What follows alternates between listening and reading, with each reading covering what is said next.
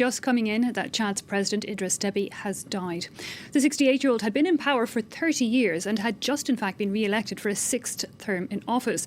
He is said to have died of injuries suffered on the front line of a battle between Chadian troops and rebels.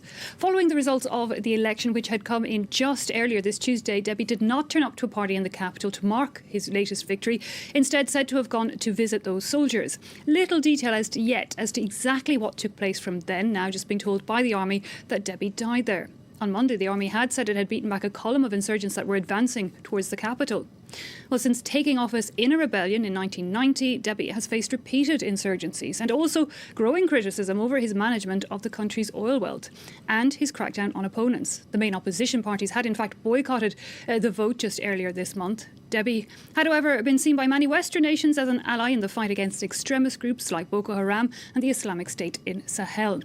So a big character, a man who had been in power, as I said, for 3 decades. Well, we can speak now to Professor specialised in African Studies, Douglas Yates. Douglas, we're just getting that news of the death of Idriss Deby, apparently succumbing to injuries on the front line with rebel groups. Hello, what a surprise. Frankly, 2 days ago, news had come out from the U.S. Embassy that they were evacuating personnel because there were rebels marching on the Capitol. And frankly, the thought was, well, he will defeat them because he has systematically defeated every attempted coup before now. He was not a great Democrat. He was in his 6th term, but he was a real soldier. And in some ways, this was a worthy death for him.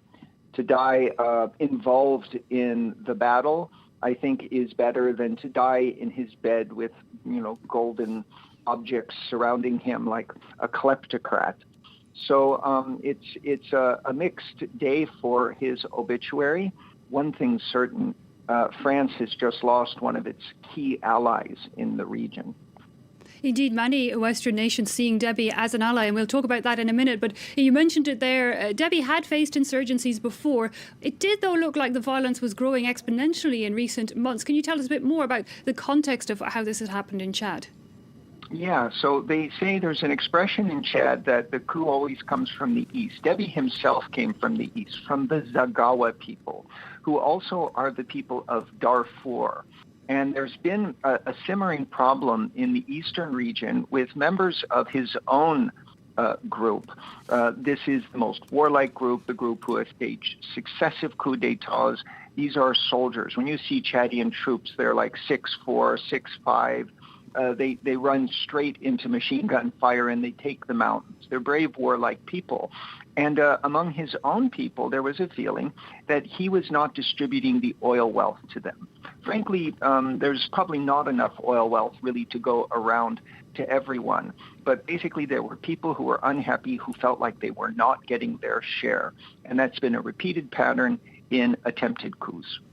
So anger there growing at home. Also, we had seen, of course, that the opposition in Chad, the main opposition had boycotted that very recent election. But, what kind of impact will this leave then on the politics of the country? Is there someone you think ready to step into Idriss Deby's role?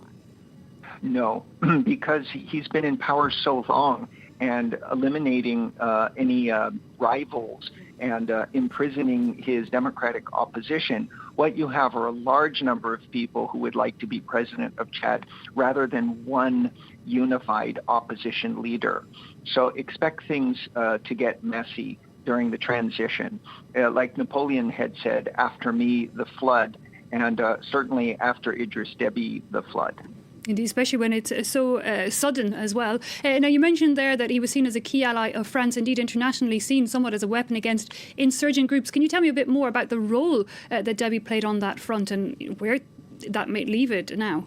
Oh, yes. Yeah. So Chad is really in the center of Africa. So on the west at Lake Chad, Deby was involved in the battle against Boko Haram, which we usually associate with Cameroon and Nigeria. On the south, Deby was involved in the battle in Central Africa, where France and the UN have had interventions and a peacekeeping mission, and the war is booming up. To the north, Deby had been involved as France's ally in the war against the jihadists in Mali, going all the way up to the Afoga Mountains. And then, of course, in the east, Déby's Zagawa people in Darfur, with an enormous camp of Darfuri refugees in eastern Chad. So Déby has been in the center of literally all of the major military and geopolitical battles of the Central African region and the Sahel. He was a key figure, and there is no one who will be able to replace him in that role.